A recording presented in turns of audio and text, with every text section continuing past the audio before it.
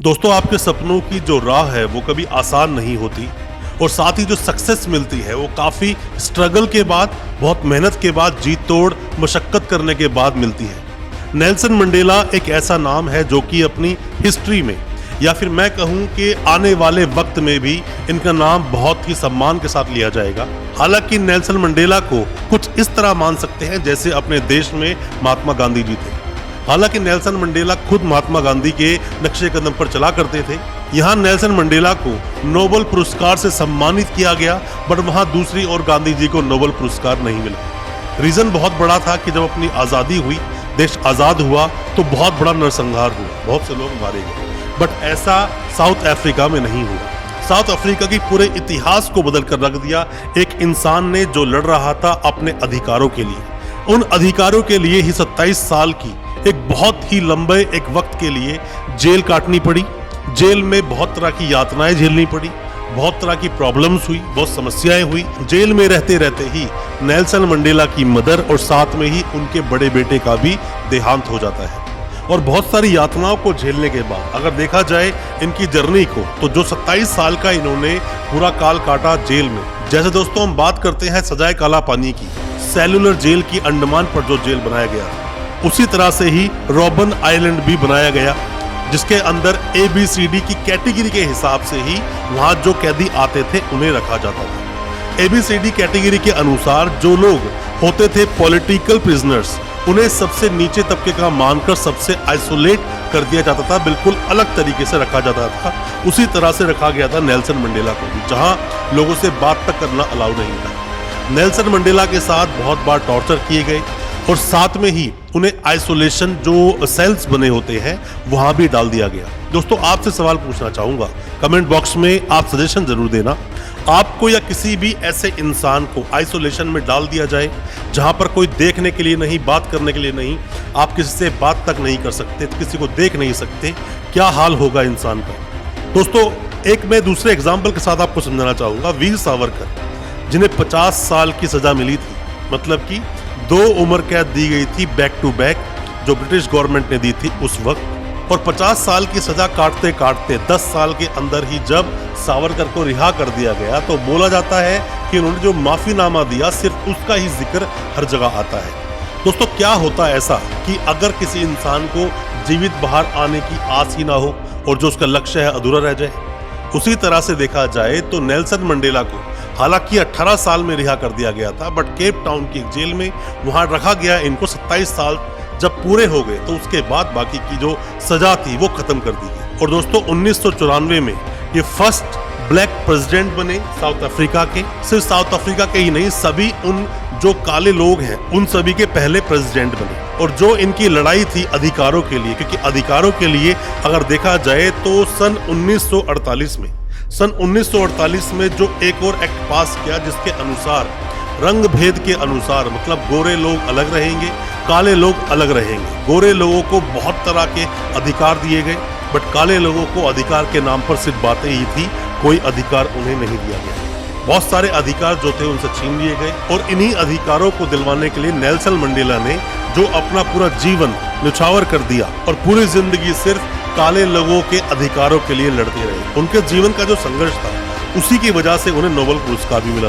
दोस्तों, काले लोगों को, ब्लैक पीपल जो कहा जाता है, उन्हें कोई किसी तरह के अधिकार दिए ही नहीं गए थे, जबकि साउथ अफ्रीका में 3/4 जो आबादी थी वो ब्लैक लोगों की थी। बट उसके बावजूद हर तरह के अधिकार सिर्फ और सिर्फ गोरे लोगों के पास थे। सन 1964 में जब नेल्सन मंडेला को जेल भेजा गया, तो जेल भेजना कोई स्ट्रॉन्ग कारण नहीं था, सिर्फ यही कहना था कि यहाँ पर जून 1964 में जब नेल्सन मंडेला को जेल भेजा गया, तो जेल भेजा गया सिर्फ ये कहकर कि वो स्टेट के खिलाफ बातें करते हैं, स्टेट के खिलाफ भड़काते हैं, लोगों को हिंसा फैलाते हैं, लोगों को उग्र बनाते हैं और लोगों को कहते हैं अपने अधिकारों के लिए। जब दोस्तों किसी को किसी दूसरे की प्रेजेंस से खतरा महसूस होता है तो हमेशा उसको हटाने की कोशिश करता है, और यही ब्रिटिश सरकार ने अक्सर किया भी है। जब जब किसी का नाम बड़ा होता है या फिर उससे खतरा होता है तो उसका इलाज कर दिया जाता है, कुछ ना कुछ इसी तरह से जेल भेज दिया जाता है। 1964 में रॉबन आइलैंड पर भेज दिया गया जेल में, जहां 18 साल तक नेल्सन मंडेला रहे। और वो जो कोठरी थी, जिस कोठरी को सेल कहा जाता है, वो सिर्फ 8x7 की थी, मतलब 7x8 की ही थी। पर हालांकि सेलुलर जेल में अगर आप देखो तो कोठरी बेशक बड़ी थी, बट जेल जेल ही होता है दोस्तों। और यहाँ पर जो 18 साल अपनी जिंदगी के काटे वो बहुत ही ज्यादा दुख में काटे, बहुत दर्द में काटे। एक घटना बताई जाती है इसी में, जब आप ये पूरी बुक को रीड करते हो तो बुक में बताया गया है लॉन्ग वॉक टू फ्रीडम में बात बोली जाती है कि जब नेल्सन मंडेला की मदर और जब बड़े बेटे का देहांत हो जाता है, डेथ हो जाती है, बहुत अकेले पड़ जाते हैं, बहुत उदास थे, परेशान थे, तो उन्हीं का एक साथी जो उसी जेल में बंद था वो चुपचाप से आकर उनके पास बैठ जाता है, उनका हाथ थाम कर, हाथ पकड़कर बैठ जाता है। तो नेल्सन मंडेला बोलते हैं कि कई बार हमें जीवन में किसी के साथ की नहीं, सिर्फ और सिर्फ उसके दिलासे की, उसके प्रेजेंस से ही हमारी जिंदगी आगे बढ़ जाती है।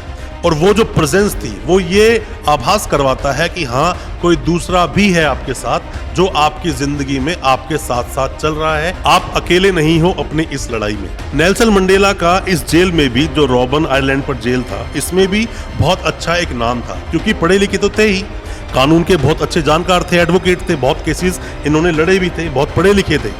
और इनके साथ में जो मारना, पीटना, बेकार खाना देना, क्रूएलिटी करना या बहुत ठंड में छोड़ देना, ये तो बहुत आम बातें होती हैं। और एक बार की घटना बोलते हैं अपनी इसी किताब में, बोलते हैं लॉन्ग वॉक टू फ्रीडम में, कि एक बार वहीं का जो वार्डन था, हालांकि बात ये भी कही इन्होंने इसी किताब के अंदर कि वहाँ पर किसी भी जेल में जब कोई जाता है तो सबसे अच्छा दोस्त या सबसे अच्छा साथी वहाँ का वार्डन हो सकता है, क्योंकि वार्डन से इजीली आप अपनी ज़रूरत की चीज़ें ले सकते हो, मंगा सकते हो। जेलर को या सुपरिटेंडेंट को जब तक लेटर लिखोगे बहुत देर हो जाएगी। यहीं पर ये बोलते हैं कि एक बार वार्डन ने इनको कहा कि रात को आपके लिए कश्ती इंतजार करेगी, आप यहाँ से निकल भागे, क्योंकि अफ्रीकन नेशनल कांग्रेस को आपकी बहुत ज़रूरत है, आपके देश को आपकी बहुत ज़रूरत है, और मैं भी उसी का एक कार्यकर्ता हूँ, आप यहाँ से निकल भागे। पर इस बात को नेल्सन मंडेला समझ गए, क्योंकि उस दिन उनके एनकाउंटर की प्लानिंग थी। अगर उस दिन वहाँ से नेल्सन मंडेला निकलने की कोशिश करते तो शायद उन्हें मार भी दिया जाता। रॉबन आइलैंड पर जब तक नेल्सन मंडेला रहे, वहाँ पर जो कैदी होते हैं, जितने भी प्रिजनर्स राइट होते हैं, कैदियों के जो अधिकार हैं, उनके लिए लड़ते रहे, उनके लिए फाइट करते रहे, प्रोटेस्ट करते रहे। इसी चीज को देखते हुए नेल्सन मंडेला को आइसोलेशन सेल में भी डाल दिया गया। आइसोलेशन सेल में कोई मिलने को नहीं, कोई देखने को नहीं, बात करने को नहीं। और इसी किताब में एक वाक्य ये भी आता है कि जब नेल्सन मंडेला से उनकी वाइफ और उनकी पत्नी मिलने के लिए जाते हैं आधे घंटे के लिए, तो बहुत ही भावुक बातें होती हैं दोनों के बीच में, और कहा जाता है कि न जाने अब कितने साल के बाद दोबारा मुलाकात होगी, और दोनों बात करते हुए काफी बार रो पड़ते हैं बीच बीच में। नेल्सन मंडेला को 18 साल तक रॉबन आइलैंड में रखा गया। वहां पर 18 साल इन्होंने अपनी जिंदगी के काटे। इनको अरेस्ट किया गया था 1964 में, और 1982 में शिफ्ट कर दिया गया केप टाउन के एक जेल में, जिसका नाम था पोल्समूर प्रिजन।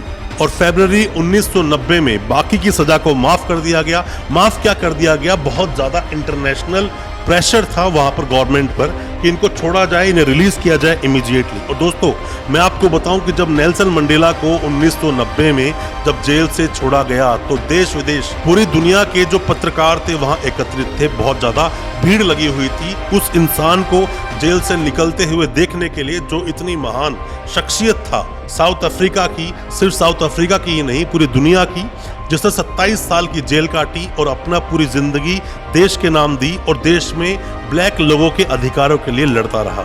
सन 1991 में ANC अफ्रीकन नेशनल कांग्रेस का प्रेसिडेंट बनाया गया, और 1994 में जब इलेक्शन हुए, इलेक्शन के बाद जो फर्स्ट ब्लैक प्रेसिडेंट बनकर आए मई 1994 में, तब उनकी उम्र 77 साल थी, और 1994 से 1999 तक प्रेसिडेंटशिप पर वो बने रहे। दोस्तों, नेल्सन मंडेला एक ऐसी हस्ती थे जिनको 260 से भी ज्यादा अवार्ड्स मिले, और साथ में ही भारत रत्न भी उन्हें दिया गया। भारत रत्न से भी वो सम्मानित थे। नोबेल पीस प्राइज जो होता है, ये दोस्तों बहुत बड़ा एक अवार्ड होता है जो सभी को नहीं मिलता, बहुत ही कम लोगों को मिलता है। हालांकि जो अपने देश के महात्मा गांधी रहे, उन्हें ये पुरस्कार नहीं मिल पाया, पर फिर भी मंडेला को यह पुरस्कार जरूर मिला। दोस्तों, ये तो थी कुछ नेल्सन मंडेला की जिंदगी के बारे में बातें, और साथ में उनके स्ट्रगल की कहानी। और दोस्तों, आप जो भी कुछ जानना चाहते हैं नेल्सन मंडेला के बारे में, या कुछ भी आप जानना चाहते हैं, कमेंट बॉक्स में सवालों को जरूर पूछें। उस पर एक वीडियो लेकर आएंगे, क्योंकि जो स्पीच दी उन्होंने 1994 में प्रेसिडेंट बनने के बाद, उस स्पीच के बाद में तो ये मानिए कि ब्लैक लोगों के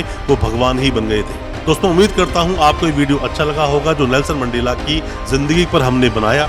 अच्छा लगा हो आज का वीडियो, हमारे चैनल को सब्सक्राइब करना बिल्कुल ना भूलें, साथ में लगा बेल आइकन जरूर दबा दें ताकि इसी तरह की जो हम वीडियोस आपके लेकर आते हैं वो आप तक पहुंच सके सबसे पहले। बहुत बहुत शुक्रिया, तो धन्यवाद हमारे इस वीडियो के साथ बने रहने के लिए।